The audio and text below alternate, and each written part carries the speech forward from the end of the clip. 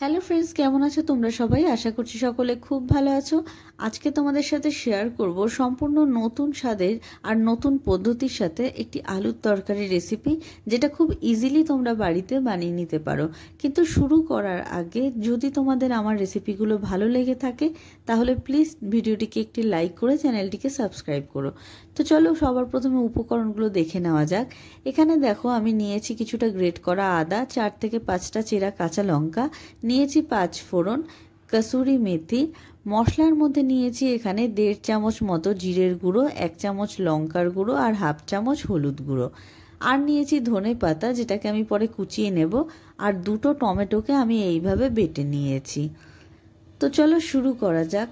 সবার প্রথমে দেখো আমি আলুগুলোকে সেদ্ধ করে নেব। আমি এখানে আলুগুলোকে এইভাবে কেটে আমি প্রায় 2 থেকে 3টে সিটি দিয়ে দিয়েছি প্রেসার কুকারে। এরপরে আলুগুলোকে আমি জাস্ট এইভাবে ছাড়িয়ে রাখবো আর আলুগুলোকে ঠান্ডা হতে দেব।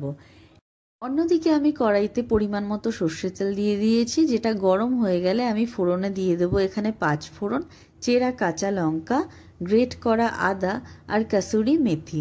তো এই সমস্ত উপকরণগুলো দিয়ে দেখো আমি কিছুক্ষণ এইভাবে নাড়াচাড়া করব। গন্ধটা একটু ভালোভাবে বেরিয়ে গেলে আমি এখানে মশলাটা দিয়ে দেবো। আমি কিন্তু এখানে কোনো রকম জল ব্যবহার করিনি, মশলাটাকে আমি ডাইরেক্টলি তেলের মধ্যে দিয়েছি। আর খেয়াল রাখে এই সময় কিন্তু গ্যাসের ফ্লেমটা একদম লো রাখবে।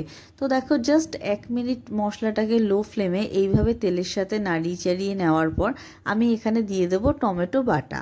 তোমাদের যদি মনে হয় যে না লেগে যেতে পারে বা কিছু, তাহলে তোমরা এখানে সামান্য জল ব্যবহার করতে পারো, কিন্তু আমি করিনি। এরপরে দেখো টমেটোটাকে দিয়ে আমি ভালো করে কষিয়ে নেব প্রায় 3 থেকে 4 মিনিট একদম লো ফ্লেমে। তাতে করে মশলার কাঁচা গন্ধটা চলে যাবে আর এখানে তেল ছেড়ে আসবে। দেখো তেল ছেড়ে গেছে। এরপর আমি দিয়ে দিলাম লবণ। একটু ভালো করে জাস্ট নাড়িয়ে চাড়িয়ে আমি আলুগুলোকে এইভাবে ঠিক হালকা হাতে ভেঙে দিয়ে দেব।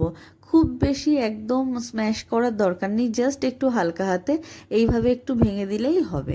এরপরে আমি দেখো এখানে অ্যাড করব জল। তোমরা যেমন ঝোলের কনসিস্টেন্সি চাও তোমরা সেই বুঝে জলটা অ্যাড করবে।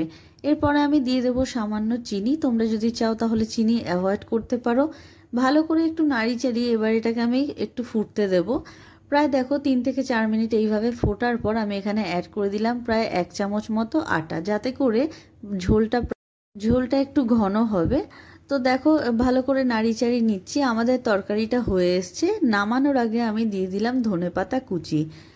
ধনেপাতা কুচিটা দেওয়ার পর প্রায় 1 থেকে 2 মিনিট একটু ভালোভাবে নাড়িচাড়িয়ে নিয়ে আমি গ্যাসটা বন্ধ করে দেব। আমি এই তরকারিটা সার্ভ করেছিলাম লুচির সাথে। তোমরা এটা রুটি, লুচি, পরোটা বা কচুরি যে কোনো কিছুর সাথে এনজয় করতে পারো। বাড়িতে অবশ্যই এটা ট্রাই করে আমাকে জানিও কমেন্টে যে তোমাদের কেমন লাগলো রেসিপিটি। যদি রেসিপিটি ভালো লেগে থাকে ভিডিওটিকে একটি লাইক করে চ্যানেলটিকে সাবস্ক্রাইব করো। Thanks for watching.